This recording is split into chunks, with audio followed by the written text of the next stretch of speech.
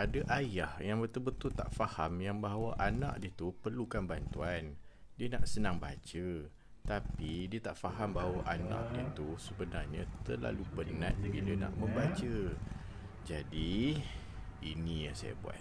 Ini berdasarkan pada cerita yang sebenar bahawa seorang ayah ni, bila saya dah terangkan bahawa bila dia baca buku, anak dia umur 9 tahun, bila baca buku, mata dia ni tak boleh nak tarik. Sebab bila kita tengok dekat, mata akan masuk ke dalam. Tapi dia tak cukup nak tarik sehingga menyebabkan sekejap dia baca, dia akan keluar.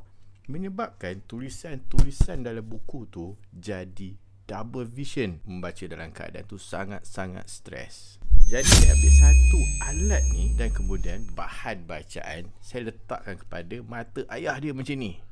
Dan kemudian saya tolak, suruh ayah dia baca dalam keadaan macam ni.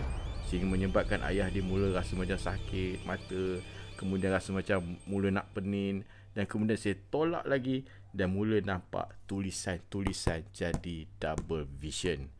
Jadi kalau kes yang melibatkan keadaan seperti ini, iaitu convergent insufficiency, kalau nak rasai macam mana yang anak rasa, saya boleh berikan.